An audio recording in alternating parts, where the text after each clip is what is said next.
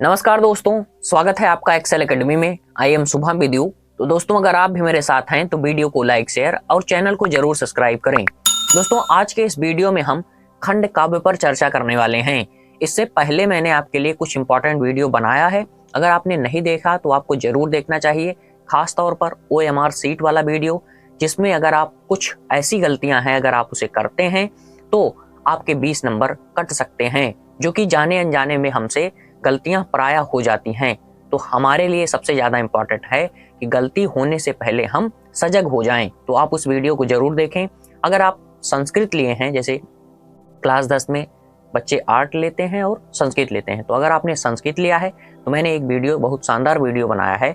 वहाँ पर मैंने आपकी जो सभी समस्याएं हैं संस्कृत से जुड़ी, उनको बहुत आसान भाषा में, बहुत सहज तरीके से उसका समाधान कर दिया है। आप उसे जरूर देखें। और वहाँ पर मैंने जितना बताया है, अगर आप उतना ही पढ़ लेते हैं, तब आपको जहाँ पासिंग मार्क की दिक्कत हो रही थी वहाँ आप हाई मार्क गेन कर सकते हैं। और इसके साथ साथ जो हिंदी का 2 पार्ट का वीडियो है, पहले पार्ट में बहुविकल्पीय प्रश्न और दूसरे में लिखने वाला, बहुविकल्पीय 20 अंक का, और लिखने वाला जिसे वर्णनात्मक प्रश्न कहते हैं उसका 50 अंक।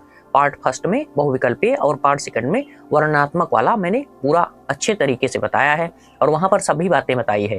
तो आप उसे जरूर देखें, क्योंकि मैं कोई क्लिकबेट वीडियो नहीं बनाया हूं, आपके काम का वीडियो बनाया हूं। बहुत उपयोगी वीडियो है और वहां पर सभी बातें बहुत सटीकता और प्रामाणिकता के साथ बताई गई हैं, जिन्हें मैंने स्वयं फॉलो किया है, जिसके चलते मेरा अच्छा खासा अंक था। जैसे 100 में से 96 अंक मेरा हिंदी और संस्कृत में था, इसलिए मैंने वो वीडियो बनाया और बहुत बच्चों को उससे फायदा हुआ है। और आप उसे जरूर देखें, आपको एक नया आयाम मिलेगा। तो आज के इस वीडियो में हम इस बात को जानेंगे कि हम खंड काव्य से 5 नंबर कैसे फिक्स कर सकते हैं। तो यहाँ पर सबसे इंपॉर्टेंट 2 बातें होती हैं। पहली बात, यहाँ पर आपको कथानक का, जैसे सर्ग का कथानक लिखना होता है, और दूसरा हमें चरचित्रण लिखना होता है। तो यहाँ सबसे इंपॉर्टेंट क्या है कि हम कथानक ना लिखकर चरचित्रण लिखें, जिससे हमें ज्यादा अंक मिलने की संभावना रहती है। यहाँ पर अगर हम चरचित्रण लिखते हैं तो इससे हमें फुल मार्क मिलने का ज्यादा क्या होता है कि चांस मिल जाता है।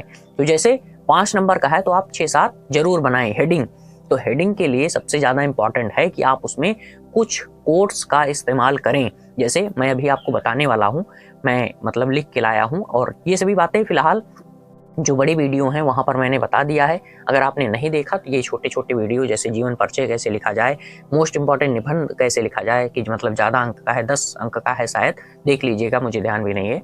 और इसके साथ साथ जो हमारा ये खंड काव्य वाला है 5 अंक वाला, इसे हम किस तरीके से हैंडल करें कि हमें ज़्यादा से ज़्यादा अंक मिले। तो यहाँ पर मैं बता रहा हूँ आपको।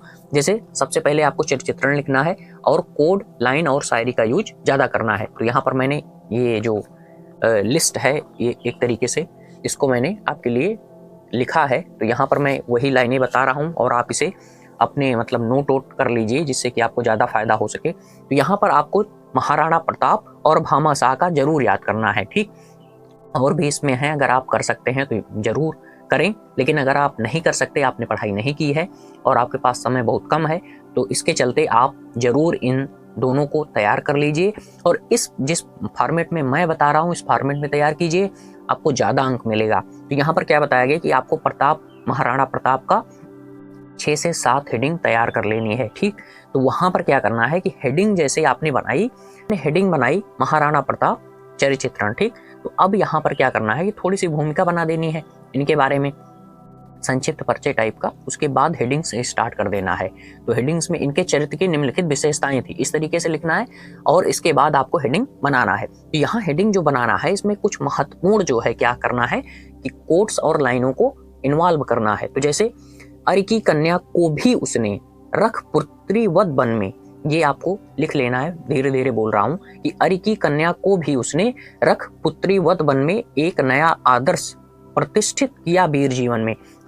महान योद्धा आपको हेडिंग बनाना है, वीर योद्धा हेडिंग बनाना है, शत्रुओं के प्रति सहानुभूत रखने वाले, इस तरीके की हेडिंग बनाना है। तो यहाँ पर क्या करना है कि वही बताया गया कि अरि की कन्या को भी उसने रख पुत्रीवत वन में एक नया आदर्श प्रतिष्ठित किया वीर जीवन में। ये एक काम आपका हो गया। इस तरीके से आपको 4-5 कर लेना है, ठीक। और इसके बाद जैसे महान योद्धा या फिर अपने जो है कि मातृभूमि प्रेमी, इस तरीके के हेडिंग आपको बनाना है। तो यहाँ पर क्या कर लिखना है कि मैं मातृभूमि को अपनी पुनः स्वतंत्र कराऊंगा या स्वतंत्रता की बेदी पर लड़ता हुआ मरूंगा।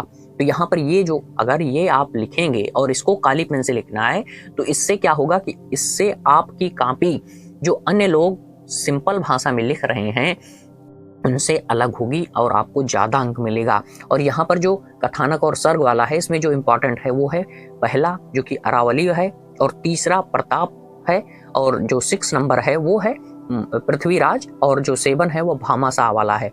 यहाँ से अगर आप जो है कि कथानक ये जो है कथानक सर्ग का कथानक अगर तैयार करना चाहते हैं तो ये 4 इंपॉर्टेंट है, इसे आप जरूर तैयार करें। तो यहाँ तक का पूरा मामला क्लियर कर लिया। अब जैसे कि कोई कथानक पूछा गया और सेकंड में भामाशाह का पूछ लिया गया, तो भामाशाह के प्रति हमें जागरूक रहना है। तो जैसे 2 हम जरूर तैयार करें। तो भामाशाह का क्या है, भामाशाह की भी पृष्ठभूमि बताएं, सेठ थे, ये थे, वो थे, ठीक। उसके बाद इनके चरित्र की निम्नलिखित विशेषताएं थी, इसको मेजर हेडिंग लिखें और उसके नीचे हेडिंग्स बनाना स्टार्ट करें। और यहाँ पर जैसे कि फिर से आपको कुछ लिखना है, जैसे कि महान दानी एक तरीके से मेजर हेडिंग बनाए और उसमें उससे जुड़े कुछ मतलब साधारण भाषा में लिख दीजिए। और उसके बाद जो हमारा इंपॉर्टेंट है वो इन्वाइटेड कामा में ब्लैक पेन से आपको यही लाइनें लिखनी है। तो यहाँ पर क्या बताया गया कि वह अधिकार देव सबका है, यह कर्तव्य सभी का है, सबको आज चुकाना है ऋण मेवाड़ी माटी का।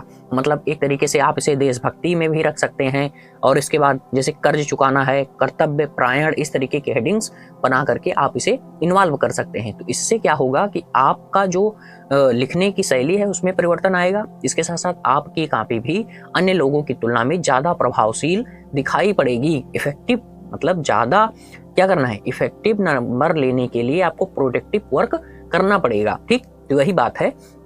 अब इसके बाद क्या है कि स्वतंत्रता प्रेमी, तो ये हेडिंग बनाए इस तरीके की आप 4-5 जरूर तैयार करें।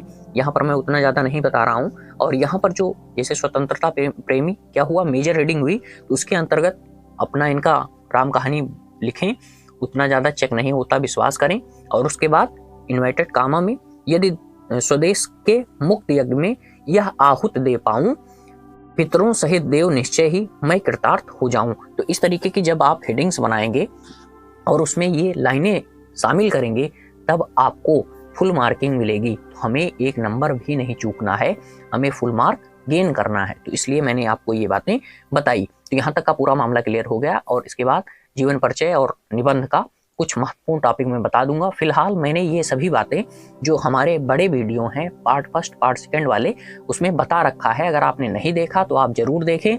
और वहां पर मैंने बहुत शानदार तरीके से आपको सभी बातें समझाई हैं।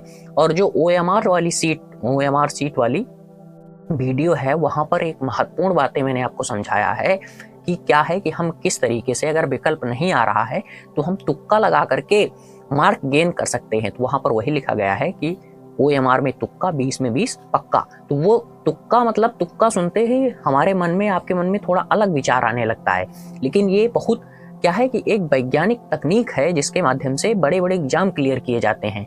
यहाँ तक कि जो UPSC के एग्जाम होते हैं वहां पर भी तुक्का लगाया जाता है। वो काफी इंपॉर्टेंट ट्रिक है, आप उसे जरूर देखें, आपको जरूर फायदा होगा।